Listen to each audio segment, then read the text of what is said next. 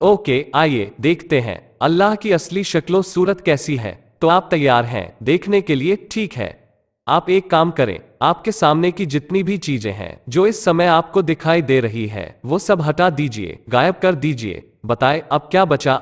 आप कहेंगे कुछ नहीं बचा, सिर्फ खाली जगह बची है, और मैं जहां तक देख रहा हूं सिर्फ खाली जगह के अलावा कुछ नहीं है।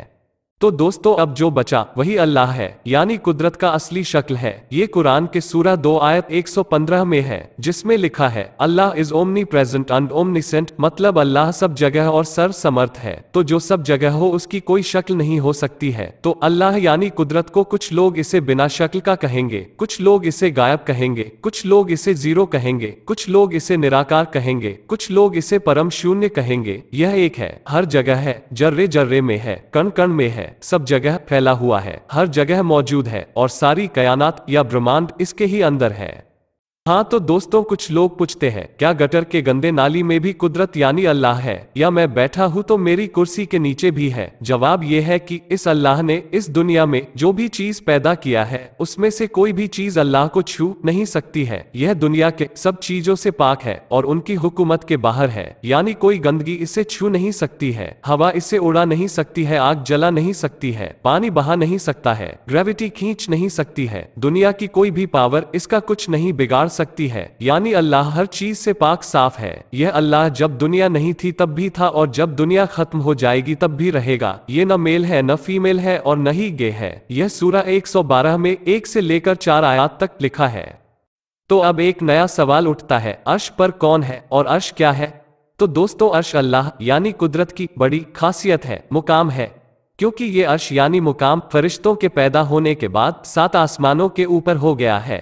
ये कभी पानी पर था, जो हुद 11 आयत 7 में लिखा है। आज कुदरत यानी अल्लाह ने इतनी तरक्की कर ली है कि ये अर्श 7 आसमानों के ऊपर है। ये अर्श वजीर आजम यानी प्रधानमंत्री या राष्ट्रपति यानी सदर जैसा पद या पोस्ट है, जिसपे जिब्राइल और उनके बराबर के चुने हुए फरिश्ते हैं। तो कुदरत यानी अल्लाह ने तरक्की कर फरिश्तों के शक्ल में दुनिया की जिम्मेदारी उठा ली और दुनिया का कंट्रोल अपने हाथों में ले लिया। इसे ही इश्तवा अल अर्श कहते हैं। जिब्राइल, कृष्ण, जीसस, ये सब एक ही आदमी या फरिश्ते हैं। जो लोग ये कहते हैं कि अर्श पर अल्लाह है, तो वो बताए जब कायनात नहीं थी तो अल्लाह कहां था? तो दोस्तों अर्श पर कौन था, ये बात प्यारे नबी मोहम्मद को भी पता नहीं थी, इसीलिए मिराज कराया गया तो वे सिर्फ जिब्राइल से ही मिले और फरिश्तों ने अल्लाह के होने का नाटक किया, जिससे नबी ये समझे कि अल्लाह ऊपर ही है। लेकिन ये बात कुरान में बता दी गई कि अल्लाह हर जगह है। बेचारे नबी को ये भी पता नहीं था कि अल्लाह का अर्श उनकी खिदमत में चलकर 7 आसमानों से उतरकर उनके दरवाजे पर आते थे। उनके दरवाजे पर वो जिब्रील यानी अर्श उतरता था, जो पूरी कायनात के गुनाहों का हिसाब किताब रखते हैं और लोगों को इंसाफ देते हैं। हर फरिश्ता आपका दिमाग पढ़ सकता है, और आप जब रात में सोते हो तो ये फरिश्ते आपके दिमाग का डाटा आसमानों में जमा कर लेते हैं। अब सवाल यह उठता है कि क्या अल्लाह यानी कुदरत को हमारे इबादत की जरूरत है?